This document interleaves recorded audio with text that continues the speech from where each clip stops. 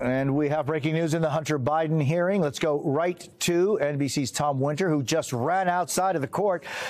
What do you have, Tom?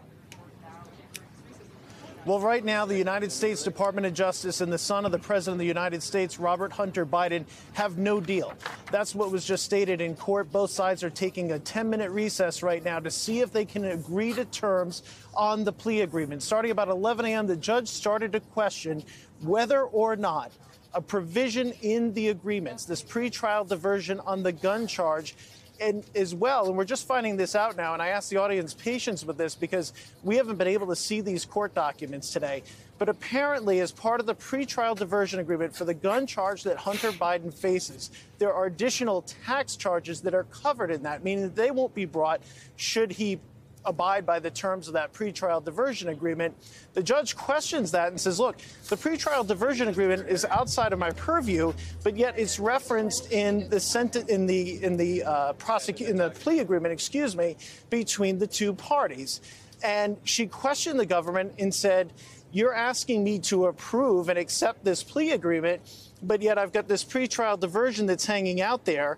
And is it your understanding, Hunter Biden, that, you know, if there's some sort of a break in the agreement here, are you willing to still move forward as far as the difference between the pretrial diversion agreement and the plea agreement? Hunter Biden said, no, Your Honor.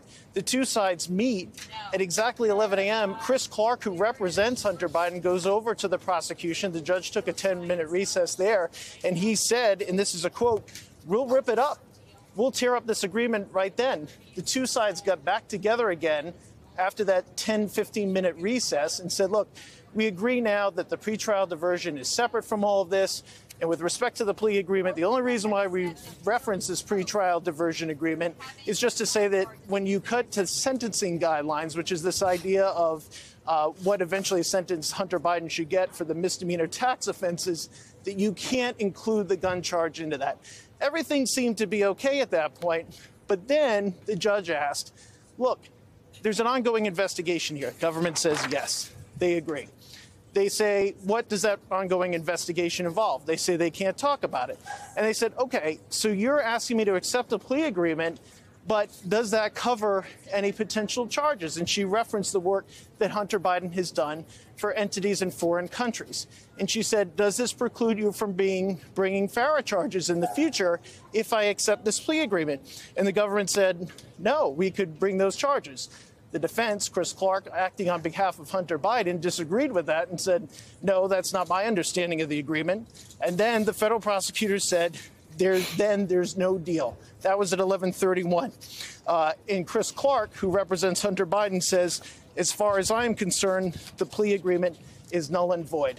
Just as I left the courtroom itself, the judge determined that there should be a 10-minute recess to try and figure out whether or not the two parties can quickly come to an agreement. Otherwise, the trial clock is on. As I was leaving the courtroom, she was talking about status conferences, future filings, as if there was no plea agreement at all, as if the very reason why we were here today does not exist. So as I stand here, I'm just looking at my clock to make sure, that they're not back in. As I stand here, there is no current plea deal between the Justice Department and the son of the president.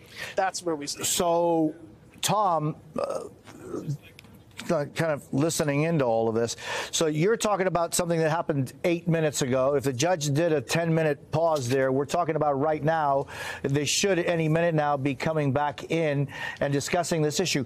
But as of right now, that agreement, that deal, that agreement is null and void?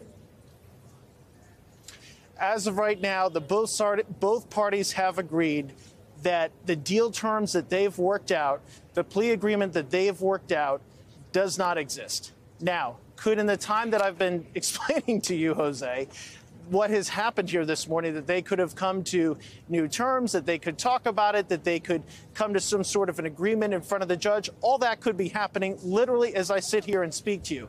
But as of the moment I left the courtroom, a little after 11:31, the plea agreement is out. And I'm happy to answer any follow-up questions. I'd like to get back into the court overflow room. I can't get back into the main room, but I'd like to get back into the court overflow room, report back to you all, and let you know if we have a resolution here.